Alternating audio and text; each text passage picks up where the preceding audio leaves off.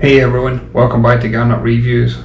If you're looking for a boat under 50 foot that you can do for extended cruising, complete with Seakeeper gyroscope, then this is the one for you. It's got a range of over 1,000 nautical miles at 7 knots, but it's also got a turning speed of 30 knots. You're going to want to check out the Sabre 45. I love the extended bathing platform that's on this one, and that includes pop-up cleats on each corner for your tender to help boarding easier, and there's a boarding ladder mounted underneath this platform. I also like the fact you get access to the aft cockpit from both the port and starboard side.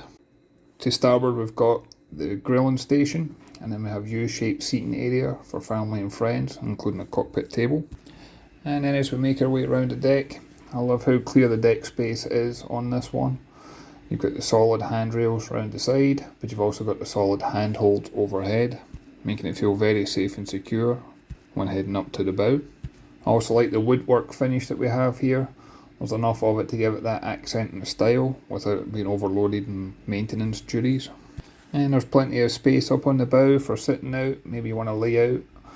There's also room up here if you want to do a spot of fishing. On the bow itself, you'll see here we've got an electric windlass. This can be operated at the windlass itself, but it can also be operated from the helm. And as I pan round, I love that timeless classic design that she has. This one will turn heads in any marina that she goes to. And one advantage this boat has for people that's looking to do things perhaps like the Great Loop is the air draft is approximately 14 foot. So you don't need to worry about height restrictions compared to other boats on the market. And I'll show you from the inside, but I do like the fact that this one has got the door at the helm, especially if you're going to be doing single-handed berthing. And again, you can see the handholds above the windows. And those poles you see overhead is because this does have an extended canopy that can cover the aft cockpit if needed. And under the main hatch on the deck is where you'll actually find the engine room on this one.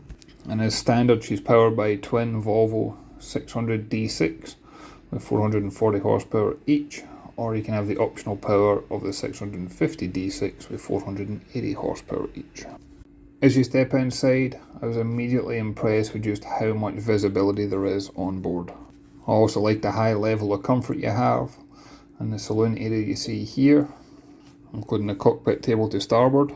And the hatch on the floor at the saloon actually takes you to a storage area where there's laundry down below, and there's also a fridge freezer down there, an additional storage space. Moving to the helm, I love the overhead skylight that's here, and this is equipped with all the latest electronics, including the joystick control on the helm chair. You've got chart plotter, radar, depth sounder, fish finder, VHF, AIS, and she can be equipped with both bow and stern thrusters. And again, I love the door access to the main deck for close quarter manoeuvring or possibly for anchoring. Moving on down below, we've got the galley to the port hand side. There is plenty of headroom here, plenty of natural light. Some of the galleys I've been on feels very claustrophobic, but you can't say that with this one. You got the microwave oven, you got a 2-burner electric stovetop. There's plenty of drawers and storage space here. And on the starboard side, we've got the control panel for this one. I liked how clearly labelled everything was. It would be very easy to know what to switch on, switch off. You can also fire up the generator from here. And moving forward again, you can see we've got the 2-drawer freezer. So you've got the fridge freezer on the grilling station outside. You've one under the helm chair. You've got one here. And then under the helm position, you have got your guest cabin. This has got 2 single berths. There's plenty of natural light as well as artificial light. I like the fact it's got a storage locker in here. And then as we come out this cabin and we move forward again, next up is the hedge compartment. You got full standing headroom in here. You got plenty of storage space for your toiletries and personal belongings. You got the walk-in shower cabinet, and I like the fact it's got the seat here if you wanted to use that rather than having it as a standing shower.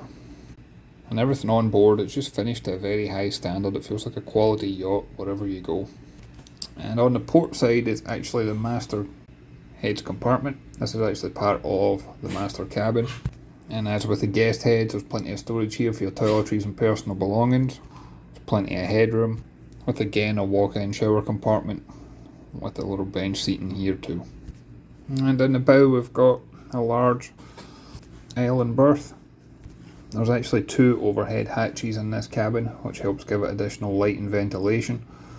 There's a ton of storage in this cabin, between all the drawers, the lockers, and there's also storage under the bed. This is a boat that was designed for extended cruising, and I could see how you could easily spend long periods of time on board. Most people doing the Great Loop take approximately a year to do it. I could easily live on board this one for a year.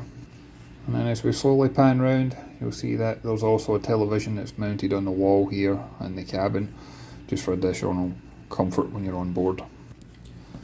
And then as we head back out this one, you can see they've got different storage compartments on the floor.